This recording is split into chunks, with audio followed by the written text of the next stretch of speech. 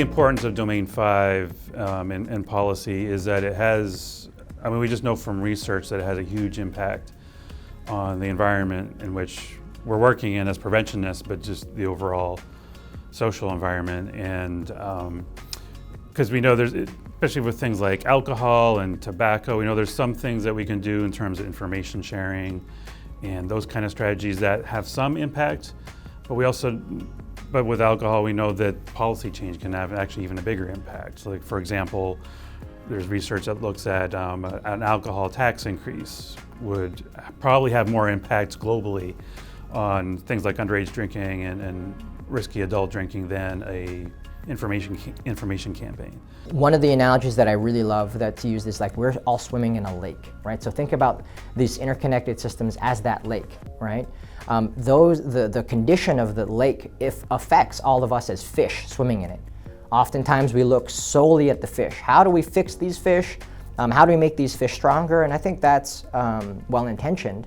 But if the lake isn't doing well, right, if there are all these different things impacting the lake, it doesn't matter how strong these fish are and what we do for these fish. They're still going to be impacted by the lake, right? And that can sometimes, I think, is another way to sort of paint a picture of what a groundwater approach is. And I think that environmental part of our work is really trying to change the groundwater in our communities. All these different systems that impact the people that we're trying to serve. And I think if we aren't able to appreciate and understand how those systems work, we're not going to be able to do this work as well as we can. And those, the policy side of it, those are the levers that we can use to change that lake. So I like to remind people that you can start real small with policy changes, and that might be just looking at your coalition bylaws, like that policy as small as that, or working with your local school community. There might be changes around marijuana in your state, so you might make sure that they're including marijuana in their substance use policy. So working with community administrators. So that is small p policy, but then there can also be statewide policy or even federal policy around some of these issues if people have an interest in that area. But the reason that policy change is so important is because policy affects everybody in a community. So if a state legalizes a substance, that means everybody in that state is going to be impacted by that policy. So it's very important for us to be aware of what policies are and how we can change those. It's a great way to change community norms over time. I think in particular, organizations like education, schools, K through 12, college settings, good, strong substance use policies that are not overly punitive, that can divert young people or young adults into education or potentially treatment, depending on what the issue is. Those can have a big impact in a lot of different ways, and they can affect a lot of the risk and protective factors that we address as preventionists. I think oftentimes we are distracted and become overwhelmed at trying to figure out what the policy change is. I think the policy change is a consequence of doing all the other steps well. I think the policy change is informed by like the practice change, right? We didn't change policy because we knew the policy we wanted to change. We started to change the practice. Again, is the incremental step. What are some behaviors or things that we need to do now that can make a meaningful and positive impact?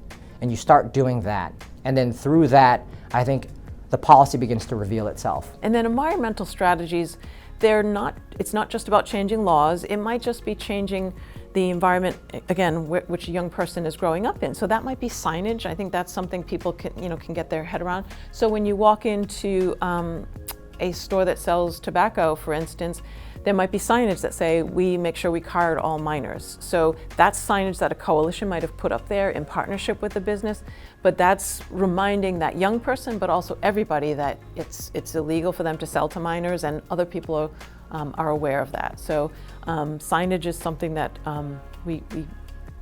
that's an important part of environmental strategies. Sometimes changing policy in a community, even on a small scale level, like zoning laws or state laws, it can be intimidating because you might not be aware of some of the other agendas that people have. There can be local politics that you're just stepping into that you might not be aware of. Things that you would not expect to be partisan can be partisan through no fault of your own. That just is our climate that we live in right now.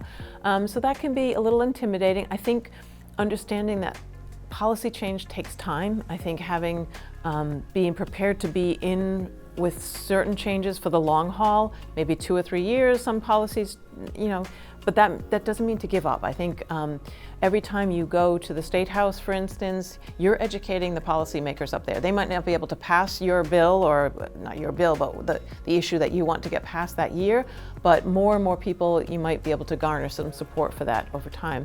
The other thing for new folks in prevention to be aware of is the issue of lobbying versus educating. So if you do receive federal dollars, which a lot of community coalitions do, we are prohibited from lobbying, which means asking a legislator to change law. But what you can do, and I think what is important, is to educate that legislator about what the risks are. Here's what the challenges are. So you're not saying to a legislator, I want you to vote this way. You are saying, here's how this issue is impacting your constituents in this community. And then it's up to them. You can think of advocacy as educating, right? Like, how do we educate people in a way they need to be educated? Because knowledge is power. And so how do we empower people with the knowledge they need to make healthy decisions for themselves? To me, that's advocacy. In those cases, data is really important. You need to be able to show, if you're coming to a lawmaker around a state issue around underage drinking, you need to be able to have the data to show it. But they're also, politicians are politicians. Sometimes you also need to bring in stories. So there's a science to it, but there's a little bit of an art to it as well.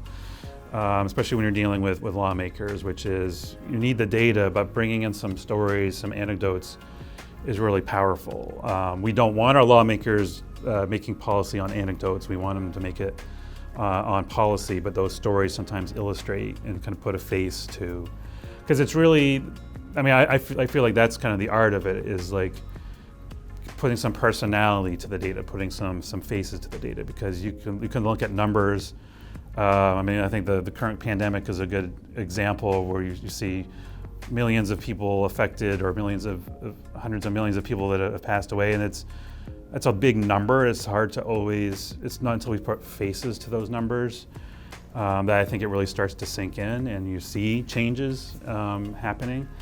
So I think it's the data, but putting some personality and some faces to as well, that these numbers are real people. And so one of the things that we found to be an important tool was Narcan, or naloxone. I think by now most people have heard it, and that was super interesting to have those conversations in the early days, because they were literally whispered conversations. We couldn't say these things out loud because it was so new. And now, if you were to say a police officer used Narcan, or someone in an ambulance used Narcan, you wouldn't think twice about it. But that was groundbreaking when we first did it. So that was the practice change.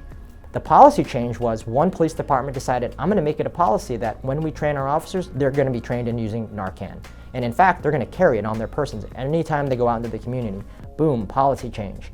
And now that's a policy for pretty much every police department in Massachusetts and beyond, right? So now this has gained traction across the country, groundwater. Right now we're changing systems, right? And so I think now when you look at the country, when you take that step back and look more broadly, this is something that had a ripple effect that just changed the groundwater or the lake of the entire country.